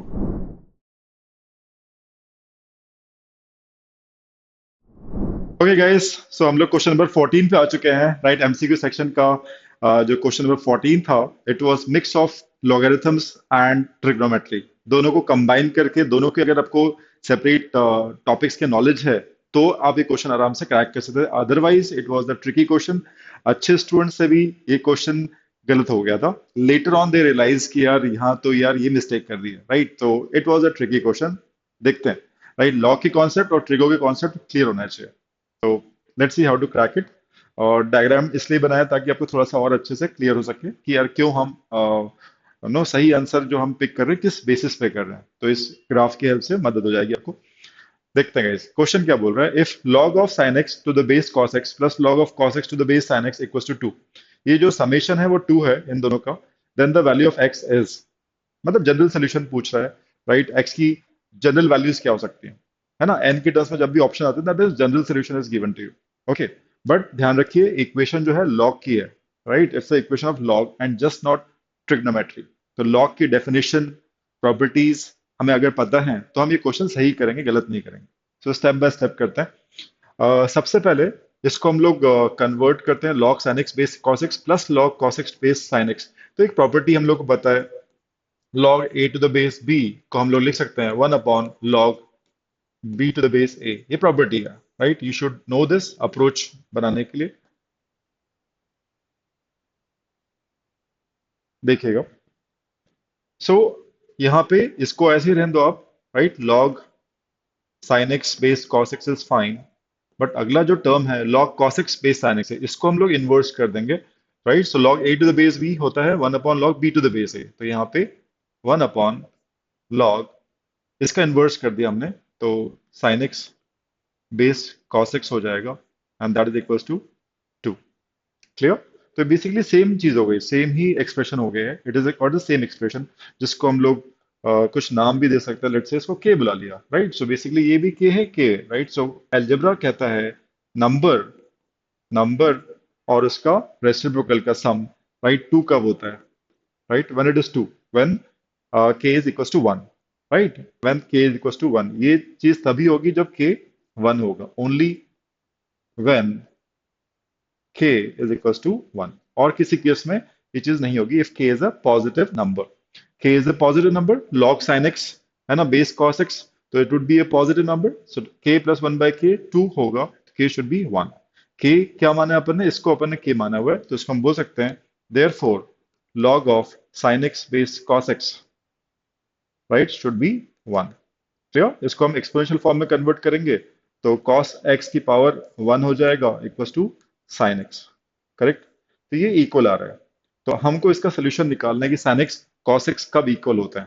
ठीक है। तो आप ग्राफ देख सकते हैं, ग्राफ बनाए हुए। तो जहां पे रेड डॉट्स आपको दिख रहे हैं, right, that is 0 degree, right. अगर अगर डिग्री में देखते हो तो 0 degree, 180 degree, pi, and 360 degree, 2 पाई। तो ये डॉट्स, रेड डॉट्स आपको बता रहे हैं कहाँ पे साइन फंक्शन जीरो होता है। Sine zero is zero, right. फिर यहाँ पे पीक हो जाएगा, 90 पे पीक हो जाएगा, फिर 180 पे जीरो होगा, है ना। एंड देन 270 पे -1 एंड देन 360 पे जीरो। जो ब्लैक लाइन आपको दिख रही है that is graph of sine. और जो ब्लू दिख रही है ना, cos of zero is, cos zero is 1, right. And ऐसे कॉस का आपका ग्राफ चलता है। ठीक है। तो बेसिकली जो आपका 360 डिग्री होता है, 2 पाई, राइट, वहां पे कैसे चीजें चेंज होती है, एंगल चेंज होने से कैसे साइन कॉस की जो वैल्यूज हैं कैसे चेंज होती है, ये आपको ग्राफ के हिसाब से दिख रहा है। ये red mark is like 360 degree, 2 पाई पे हम फिनिश कर रहे हैं। इस बीच में हम देख रहे हैं कि यार क्या इसका सोल्यूशन आएंगे। ठीक है। तो यहाँ पे पाई है, यहाँ पे 2 पाई है, और हमें बोला है कि this sine x should be equal to cos x. तो कहाँ कहाँ पे ग्राफ इक्वल हो रहे हैं, ठीक है, वो देख सकते हैं। जैसे आपको इंडिकेट किया हुआ है यहाँ पे, राइट। यहाँ पे दोनों ग्राफ इंटरसेक्ट कर रहे हैं, तो यहाँ पे फंक्शन sin x और cos x की वैल्यू सेम है, right, at this particular point. ठीक है, ये सेम वैल्यू है। फिर आप यहाँ पे देखिए तो नीचे की साइड पे, नेगेटिव साइड पे, ये सेम वैल्यू है। और फिर और आगे जाएंगे 2 पाई के बाद, राइट, जब आपका सर्कल पूरा खत्म हो जाता है तो एक और यहाँ पे फिर इक्वल आया, राइट। तो इस केस में, राइट, यहाँ पे जो आता है, आपको पता है sine x cos x equal कब होते हैं, आपने पता होगा। सो एक्स की वैल्यू क्या होती है, पाई/4 इसमें ले, या फिर डिग्री में 45 डिग्री हम बोलते हैं। तो साइन एक्स 40, साइन 45 भी कितना होता है, 1/√2 cos 45 1/√2 they are equal, right, at 45 degree, या पाई बाय फोर भी उसको हम बोल सकते हैं। तो पाई बाय फोर पे दोनों इक्वल होता है, तो यहाँ देख सकते हो this is pi by four दोनों फंक्शन इक्वल है, बोथ आर इक्वल। तो पाई बाय फोर तो एक सोल्यूशन है ही, बट यहाँ पे ऐसा कुछ एग्जैक्टली उसने नहीं बोला, उसने सारे के सारे जनरल सोल्यूशंस बोले हैं कि कौन सा एक जनरल सोल्यूशन हो सकता है। तो हमें और आगे बढ़ के देखना पड़ेगा किसके लिए वैलिड होगा। और आगे चलते हैं, sin x और cos x इस ग्राफ के हिसाब से देखें तो पाई के बाद, ठीक है, पाई के बाद और 270 से पहले, राइट, सो 180 270 के बीच में, राइट, इसको आप 180 में 45 ऐड कीजिए, 225 आएगा। 225 या 180 प्लस 45 आप बोल दो, तो यहाँ पे भी दोनों इक्वल है, राइट, बट दोनों की वैल्यू -1/√2 होगी। बोथ विल बी -1/√2, इक्वल है बट नेगेटिव है, ठीक है। तो ये वाले वैल्यूज हमको नहीं लेने पड़ेंगे। क्यों? रीजन है क्यों नहीं लेंगे हम लोग इस वैल्यू को, बिकॉज साइन एक्स की वैल्यू, साइन 225 की वैल्यू नेगेटिव है, कॉस 225 की वैल्यू नेगेटिव है, ठीक है। तो अगर उसको यहाँ पे रखते हो, लॉग की प्रॉपर्टी है log of negative number is not defined, ठीक है ना। अगर यहाँ पे साइन ऑफ एक्स की वैल्यू आपने रख दिया 225, so it would be a negative number and log of negative number is not defined. And same cos of 225 would be a negative base. तो बेस भी हम नेगेटिव नहीं लेते बाय डेफिनेशन, और log of negative number is not defined, definition में ही नहीं है। तो आप x की जो वैल्यूज हैं, राइट, ये x की वैल्यू है, आपको इसको इग्नोर करना पड़ेगा जहां पे साइन कॉस नेगेटिव है। साइन कॉस जहां पे पॉजिटिव है एक्सेप्टेबल, राइट। तो ऐसे अगर इक्वेशन सिर्फ इसका देखते हो, लॉग को इग्नोर करते हो, तो जनरल सोल्यूशन जो आते हैं, गाइस सुनिएगा ध्यान से, अगर सिर्फ इसको फोकस कर रहे हो, सिर्फ इसका ट्रिग्नोमेट्रिकल इक्वेशन है, इसकी आपको जनरल सोल्यूशन चाहिए, तो इक्वल होने चाहिए, बस यही बोल रहे हैं। General solution in that case आ जाता है, it is n pi, general solution of this equation, I'm not talking about this, n pi plus pi by 4, ये जनरल सोल्यूशन हो गया। पाई की वैल्यू 1 2 3 या 4 आप रखते जाइए, है ना। इट बेसिकली मीन्स आपने इसको जीरो रखा तो पाई बाय 4 आ जाएगा, that is 45 acceptable.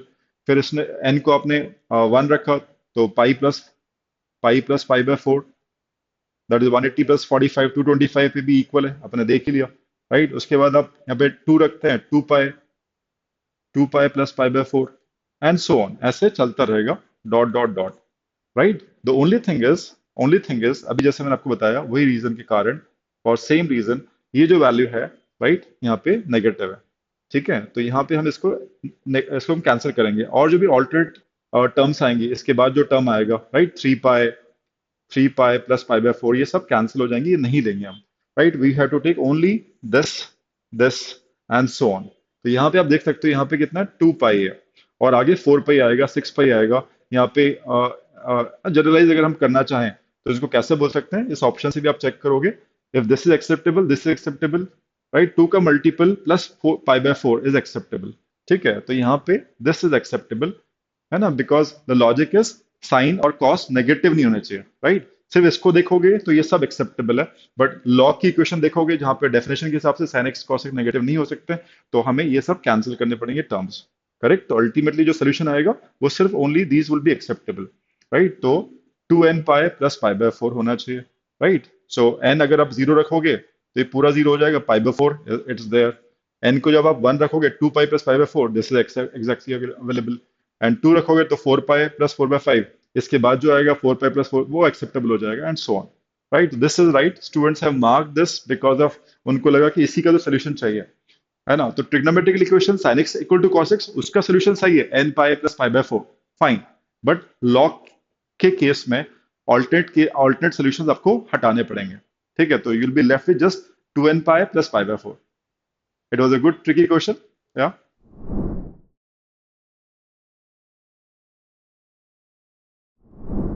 So we are at 15th question, right? And this question is something which you always take in our classes whenever we teach average speed.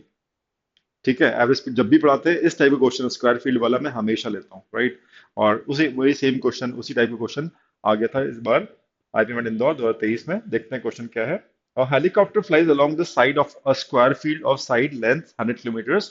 The first side is covered at a speed of 100 kmph, and for each subsequent side, the speed is increased by 100 kmph till it covers all the sides. चारों sides cover करने तक हर subsequent side में अपनी speed 100 से वो बढ़ा लेता है। स्टार्टिंग साइड कवर की 100 kmph से, फिर अगली 100 बढ़ा ली तो 200, सेकंड साइड ट्रेवल किया 200 से, फिर 300 से, फिर 400 से, चारों साइड्स कवर करने तक अपनी स्पीड 100 से बढ़ाता चला गया हर साइड के लिए।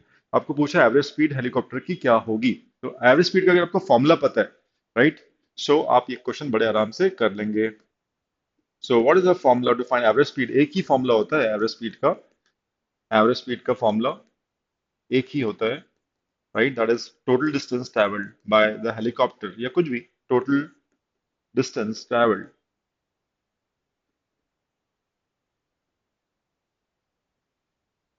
divided by total time taken, total time taken by the helicopter to cover all four sides। ठीक है, सो टोटल डिस्टेंस कितना होगा? स्क्वायर की बात करें 100 100 100 100, राइट, सो डायग्राम भी चाहे तो आप बना के देख सकते हैं, right. So it is like 100, यहाँ से स्टार्ट करते हैं, लेट से स्क्वायर फील्ड हम लोग मान लेते हैं ए बी सी और डी, 100 किलोमीटर्स, है ना, 100 किलोमीटर्स ऐसा रहेगा पूरा 100 किलोमीटर्स का। और यहाँ से मान लो ऐसे ट्रैवल कर रहा है, ठीक है, तो यहाँ पे स्पीड जो थी 100 kmph थी, किलोमीटर पर आवर। फिर यहाँ पे सब्सिक्वेंटली 100 kmph बढ़ गई, तो स्पीड मैं ब्लू में लिख रहा हूँ 200 किलोमीटर पर आवर, राइट, और फिर सब्सिक्वेंटली और बढ़ी तो 300 हो जाएगी, 300 किलोमीटर पर आवर स्पीड हो गई। और फाइनली फोर्थ साइड के लिए 400 किलोमीटर पर आवर से ट्रैवल किया होगा हेलीकॉप्टर ने। साइड्स 100 ही है, स्क्वायर है तो सारी साइड्स इक्वल होंगी, राइट। और ये फॉर्मूला में अप्लाई करना है, तो all four sides distance travelled will be what, 100 into 4 हो जाएगा kilometres divide by total time taken. अब टाइम का हमें फॉर्मूला पता है, it is distance upon speed, तो यहाँ पे डिस्टेंस तो हर केस में 100 ही है, बट स्पीड बदल रही है, तो यहाँ पे टाइम कितना लगा होगा, 100 divide by 100, distance upon speed. यहाँ पे टाइम कितना लगा होगा, 100 डिवाइड बाय 200, यहाँ पे 100 डिवाइड बाय 300, यहाँ पे 100 डिवाइड बाय 400। ये सारे टाइम को आप जोड़ लो तो टोटल टाइम आ जाएगा। सो 100 by 100 would be 1, 100 by 200 would be 1 by 2, 100 by 300 would be 1 by 3, 100 by 400 would be 1 by 4। इसका हम लोग एलसीएम लेके सॉल्व करेंगे, ये 400 हो गया ऊपर वाली चीज, नीचे एलसीएम लोगे तो ये 12 आएगा, यहाँ पे 12 प्लस 6 प्लस 4 प्लस 3 हो जाएगा, राइट। यहाँ पे 12 will go at the top, 400 into 12 divide by, इसको जोड़ लो, 12 6 18 एंड 7 25, ठीक है, 25 हो गया। So it is coming out to be 192 kmph, ठीक है, ठीक है, 16 इंटू 12 हो जाएगा, तो will get 192। Answer is D option. I think very easy if you just know the formula and the concept. तो गाइस इस वीडियो में सिर्फ यहीं तक, राइट। अगले 15 क्वेश्चन जो एमसीक्यू सेक्शन में आए थे आईपी में इंदौर में, वो हम नेक्स्ट वीडियो में करेंगे, राइट। जो स्टूडेंट्स पहली बार सुपर गियर चैनल पे आए हैं, उन्हें चीजें नहीं पता है, तो मैं आपको बता दूं, लाइक आप सब्सक्राइब जरूर कर लीजिएगा इस चैनल को। बहुत सारे वीडियोस और सीरीज अब आने वाली है आईपी में इंदौर 2023 के लिए और बीबी एंट्रेंस एग्जाम्स के लिए, राइट। चाहे प्राइज दे रहे हो, चाहे सिम्बोसिस या एनपैट या जिपमैट या रोहतक, जो भी दे रहे हो, राइट, बहुत सारा कंटेंट और अच्छे अच्छे सीरीज क्वेश्चंस वगैरह हम लोग लेकर आने वाले हैं। सब्सक्राइब नहीं किया तो कर लीजिएगा, और नोटिफिकेशन के लिए बेल आइकन बटन प्रेस कर दीजिएगा, ठीक है। And don't forget to write the comments, आप लोग को सॉल्यूशंस, हम लोग की जो भी एफर्ट्स हैं आप लोग के लिए कैसा लग रहा है, सो जरूर आप कमेंट सेक्शन में जरूर बताइएगा। It really will motivate our team. Okay, thanks a lot, bye bye, मिलते हैं नेक्स्ट वीडियो में, जहां एमसीक्यू सेक्शन में आईपी में इंदौर 23 में जो एमसीक्यू सेक्शन था, उसमें जो अगले 15 क्वेश्चन है और जो नेक्स्ट 15 क्वेश्चन है वो हम लोग सॉल्व करेंगे, जिसमें डेटा इंटरप्रिटेशन का या डेटा अरेंजमेंट का एक सेट आया था, उसको भी हम क्रैक करेंगे। आप खुद जज कीजिएगा कि level of that data arrangement set या LRDI जो भी आप कहते हैं, वो उसका लेवल कैसा था, क्या आप उसको एक्चुअली क्रैक कर सकते थे, है ना। तो काफी आपको एक अनमिस्टिफाई आप कर पाओगे, डीमिस्टिफाई आप कर पाओगे चीजों को, ठीक है। So let's meet in the next video guys, bye bye, till then, bye bye.